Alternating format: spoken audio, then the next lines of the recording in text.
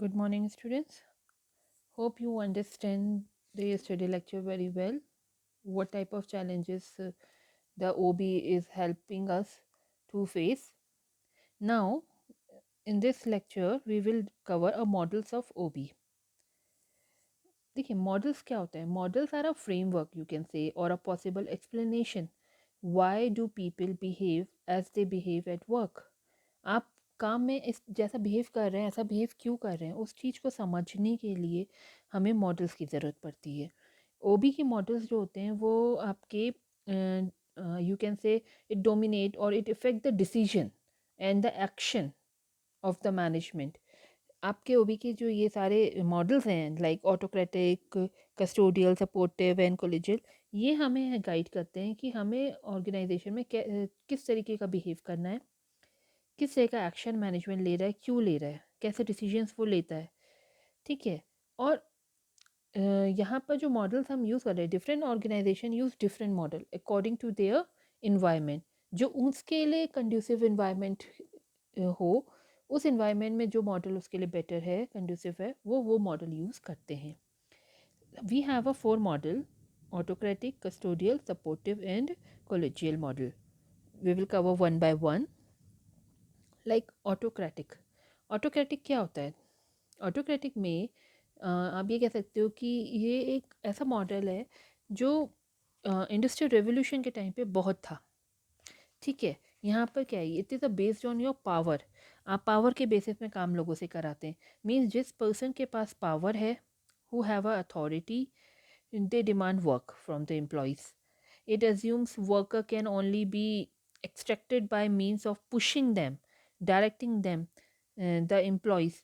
उनको हम जब तक डायरेक्ट नहीं करेंगे पुश नहीं करेंगे तब तक वो काम नहीं करेंगे उनसे काम निकालना है तो आपको अनफेयर प्रैक्टिसेस यूज़ करनी पड़ेंगी minimum performance minimum wage very less motivation वाला माहौल आपका ऑटोक्रेटिक में जनरली होता है ठीक है it look very harsh and you can से demotivating but during industrial evaluation it actually work very well in US economy ठीक है तो it work well under certain conditions जब कुछ कंडीशंस हैं जहाँ ये वर्क कर सकता है well but particularly long run में ऑर्गेनाइजेशन में इसकी वजह से क्राइसिस हो सकते हैं आपको देखिए क्या ऑटोक्रेटिक होके हमेशा पावर के दम पे आप काम करा सकते हैं नहीं ठीक है ना ह्यूमन ग्राउंड होना ज़रूरी है फिर आता है आपका कस्टोडियल में क्या होता है manager realize that autocratic style of employ certainly it is a bad they realize certainly it is bad system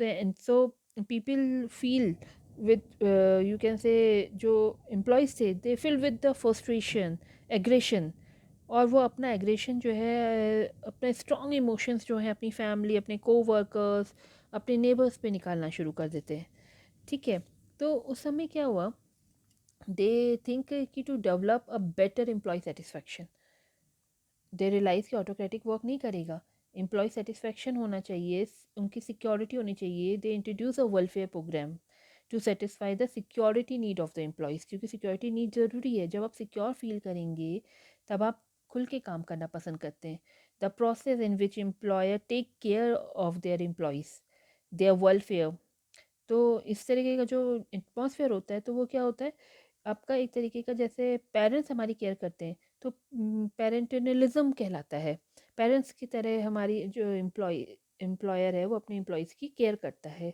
custodial model में ठीक है it offer a fringe benefits to the employ security उन्हें देता है जॉब सिक्योरिटी उन्हें दे रहा है तो मोटिवेट हो एम्प्लॉय काम करने के लिए ताकि ठीक है तो employ ceases to depend on manager ठीक है तो यहाँ पर क्या आप मैनेजर पे डिपेंड नहीं हो रहे हैं but you are depend on the organization आप ऑर्गेनाइजेशन पे डिपेंड होने लग गए बिकॉज आप ऑर्गेनाइजेशन आपको रिटेन कर रहा है ठीक तो कस्टोडियल अप्रोच में क्या होता है एम्प्लॉयज़ जो होते हैं एश्योर होते हैं कि उनको इकोनॉमिक रिवॉर्ड मिलेगा उनको बेनिफिट मिलेगा चाहे वो परफॉर्मेंस करें चाहे ना करें चाहे वो काम करें ना करें तो इसकी वजह से क्या होता है एम्प्लॉयज़ की परफॉर्मेंस डिक्लाइन होनी शुरू हो जाती है ठीक है they depend on organization and therefore it is a drawback of custodial model is that employees do not contribute their best वो कर सकते हैं but they do not contribute their best of their ability as they are not motivated enough to realize their full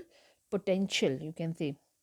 और in early 1940-50 में university of मैकिंगन में ये study भी हुई in this regard, and it was found that happy employ जो होते हैं, हमने यहाँ क्या सोचा हैप्पी एम्प्लॉय रखेंगे तो परफॉर्मेंस बढ़ेगी, बट दे फाउंड कि happy employ is not necessary that they are a productive employ also. Fine. तो यहाँ पर जो है क्वेश्चन मार्क आया है कि ऐसा क्या करें जिसकी वजह से एम्प्लॉयज़ अच्छे से काम करें। Then another model was there, that is a supportive model. Supportive model में क्या हुआ, it is based on the leadership rather than on power, or you can say money. यहाँ power हम नहीं यूज़ कर रहे हैं, ना ही हम मनी यूज़ कर रहे हैं, यहाँ हम लीडरशिप यूज़ कर रहे हैं। ठीक है, it provide appropriate environment to the employees. आप उनको मोटिवेट कर रहे हैं, उनकी ऑर्गेनाइजेशन की ग्रोथ में कंट्रीब्यूट करने में उन्हें हेल्प कर रहे हैं। Employ perceive them self as an asset. जब आप मोटिवेट करेंगे तो वो अपने आप को क्या है, एसेट मानने लगते हैं ऑर्गेनाइजेशन का, तो वो वर्क हार्ड करते हैं। ठीक है, उनकी परफॉर्मेंस इंप्रूव होने लगती है। They are not work under compulsion but they are working by the motivation. जो सपोर्ट उनको मैनेजमेंट से मिल रहा है उससे मोटिवेट होके वो लोग जो है काम करते हैं। तो it does not put pressure on financial resources. आपके फाइनेंशियल रिसोर्सेज में प्रेशर नहीं पड़ रहा है कि भाई मुझे ये सारे बेनिफिट देने हैं तब एम्प्लॉय काम करेगा। बट मैनेजर्स जो है अपना एटीट्यूड चेंज करता है अपने सबॉर्डिनेट के लिए।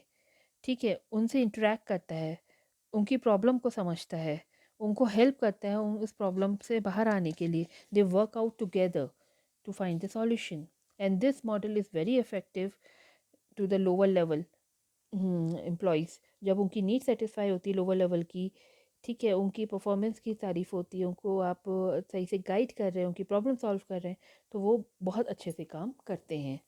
तो supportive model work very well. Then a collegial model was there.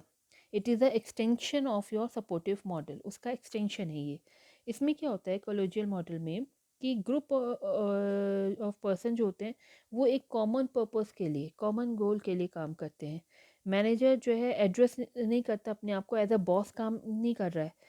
ठीक है, इट अवॉइड ये साइकोलॉजिकल डिस्टेंस। हम अगर बॉस हैं कहेंगे तो क्या होगा, साइकोलॉजिकल डिस्टेंस आ जाता है। उसको अवॉइड करने के लिए वो मैनेजर जो है अपने आप को बॉस नहीं कहता। ठीक है, तो उनके बीच में जो मैनेजर एम्प्लॉय के बीच में डिस्टेंस है वो ख़त्म हो जाता है। तो leader leading the way, he work like that, कि वो एक लीडर है, वो उनको वे बता रहा है कैसे काम करना है, कैसे आगे बढ़ना है। तो एम्प्लॉय आर सेल्फ डिसिप्लिन्ड, वो अपने आप सेल्फ डिसिप्लिन्ड हो जाते हैं। They realise their self actualisation to motivate, they feel responsible for their work. मतलब एक साथ एक कलीग की तरह मिल के काम करना शुरू करते हैं। ठीक है, तो इससे क्या होता है, वो सेल्फ डिसिप्लिन होकर अगर आप काम करेंगे, टीम वर्क में आप काम करेंगे, you are working as a partnership, तो और अच्छे तरीके से आप लोग बेटर वर्क कर सकते हैं ऑर्गेनाइजेशन के बेनिफिट के लिए। ओके, तो this is these are the 4 models of OB that we are using. This is for the day students. Thank you.